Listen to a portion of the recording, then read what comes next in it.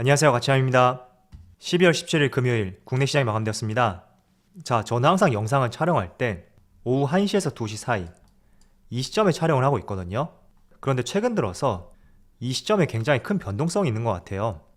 제가 촬영 당시만 하더라도 코스피가 파란불을 보여주었었는데 오늘도 빨간불로 마무리가 되었고 또 지난번에는 반대되는 상황이 나오더라고요. 그래서 확실히 최근에 변동성이 심해졌다고 생각이 되고요. 그렇지만 어쨌든 마무리는 0.4% 상승과 함께 코스피의 종가가 최고가에서 마무리가 되었습니다. 분봉을 한번 볼게요. 자, 분봉으로도 보시면 장 초반에는 그렇게 좋지 못했어요. 개파락으로 출발했었고 다시 이렇게 지수가 상승하는 흐름이 나왔었는데 제가 촬영하는 시점에 그때 또 지수가 참 좋지 못하더라고요. 그런데 장 종료 시점에는 최고가에서 마무리가 되었고 과정과는 상관없이 마무리는 참 긍정적이었다고 볼 수가 있습니다. 자, 그리고 코스닥. 자, 코스닥은 어제에 이어서 오늘도 코스피보다는 회복력이 조금 떨어졌었다, 그렇게 생각이 되고요. 그리고 상승률을 보더라도 코스피와는 반대로 0.6% 하락으로 마감이 되었습니다. 자, 그럼 시가총액 상위 종목들을 살펴볼게요.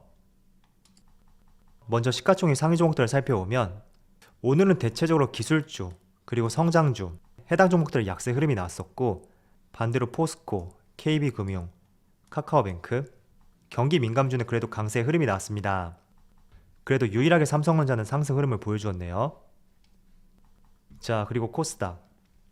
자, 코스닥도 대부분의 종목들이 급락이 나왔는데 셀트리온 그룹주들 그리고 컨텐츠 관련 기업들 딱 이 두 개의 섹터만 오늘 상승 흐름을 보여주었던 것 같습니다.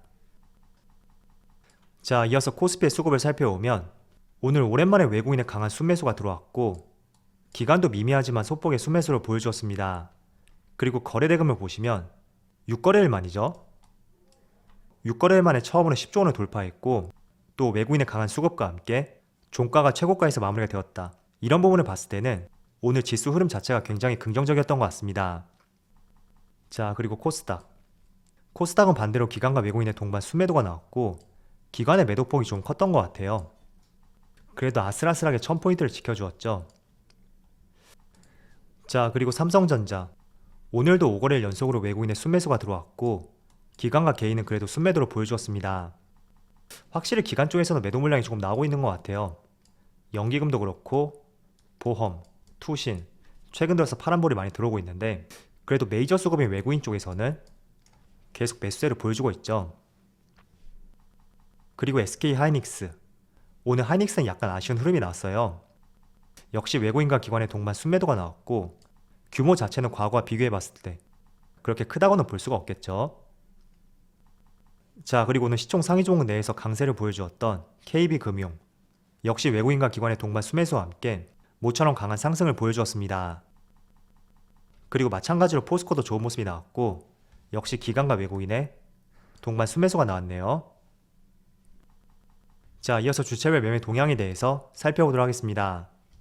먼저 12월 17일 외국인이 가장 많이 매수한 종목은 삼성전자, 크래프톤, KB금융, SK텔레콤, 카카오뱅크 이렇게 다 종목을 순매수 상위 종목 올렸습니다.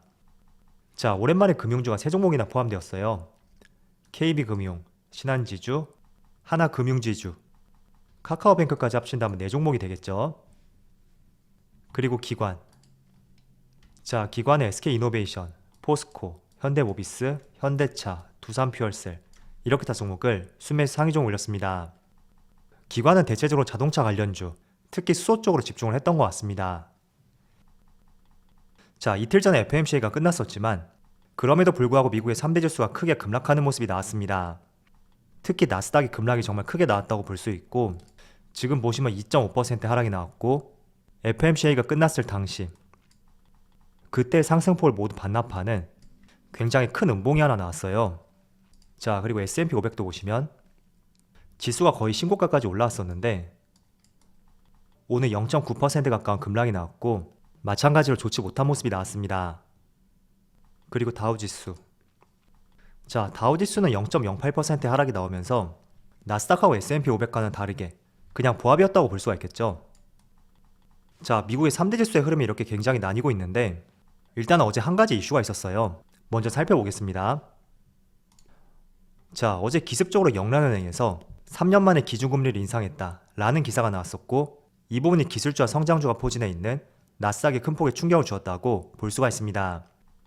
자, 일단 영란은행은 영국 중앙은행이라고 할 수가 있고, 국내하고 비교하자면 한국은행이 될 수가 있겠죠.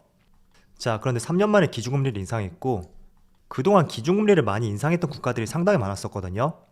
대한민국도 올해만 2차례 인상을 했었고, 또 신흥국 시장들 굉장히 빠른 시기에 인상을 했었는데, 유럽을 대표하는 국가이고 또 선진국에서 금리를 최초로 인상했다는 것은 굉장히 투자자들에게 부담을 안겨주었던 주된 이슈였다고 볼 수 있습니다. 그래서 경기 방어주 성격을 갖고 있는 다우지수는 보합권 내에서 마무리가 되었다면, 성장주와 기술주가 포진해 있는 나스닥은 2% 이상의 급락이 나왔다고 볼 수 있습니다. 자, 그래서 이제는 신흥국 시장을 넘어서 선진국 시장도 금리 인상에 동참을 했고, 영국뿐만 아니라 다른 국가들에서도 충분히 이와 같은 상황이 나올 수가 있을 것 같아요. 그래서 오늘 현상을 보면서 저는 언제나 장기 투자는 성장주가 정답이라고 생각이 되지만, 금리 인상에 대한 압력이 커지고 있는 이 순간에서 약간의 해치 수단으로서 금융주도 조금은 관심을 가져보는 것도 굉장히 적절한 시점이라고 판단을 하고 있습니다. 일단 연말 배당 이슈도 있고, 또 미국에서도 내년에 금리를 3회 인상할 것으로 전망을 하고 있잖아요. 제가 오늘은 준비가 안 돼서 그렇지만 다음에 한번 사례를 보여드릴 텐데, 미국에서 기준금리를 인상할 때 단기적으로 시장에 큰 충격을 주었다고 볼 수가 있습니다. 그래서 올해는 며칠 남지 않았기 때문에 올해를 배제하고 내년을 생각해 본다면, 금융주를 중심으로 한 경기 민감주, 가치주에 대해서도 내년쯤에는 메이저 기관의 수급이 들어올 수 있는 가능성이 높은 섹터라고 판단을 하고 있습니다. 그래서 이 부분 한번 고려해 보시고요. 자, 그리고 한 가지 재밌는 거를 보여드릴게요. 자, 최근에 여러분들 이런 생각 해보지 않으셨나요? 생각보다 나스닥이 급락이 나오고 있는데도 코스닥은 잘 모르겠지만 코스피 같은 경우에는 그래도 지수가 꽤 선방을 보여주고 있다, 그런 생각들을 한번 해보셨을 거예요.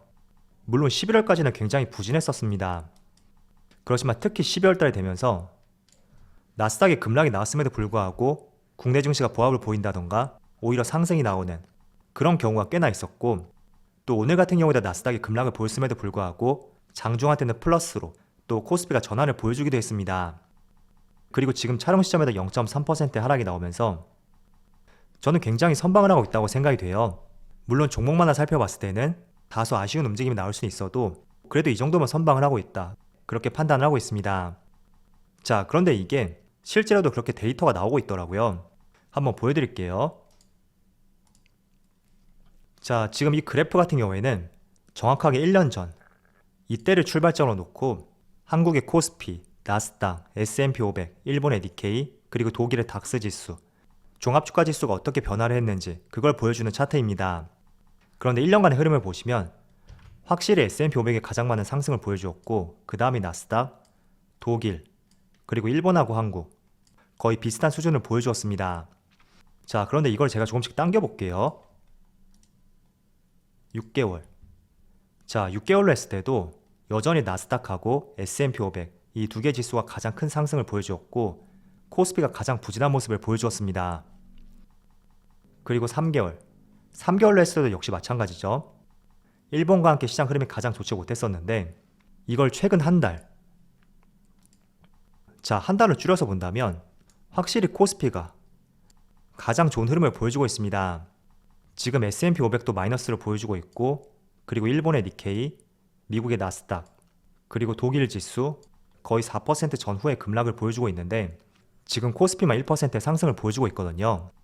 자, 이걸 한 달 기준으로 봤기 때문이지, 만약에 보름 기준으로 12월 초부터 계산을 할 수가 있다면 아마 코스피는 더 많은 상승이 나왔을 거예요.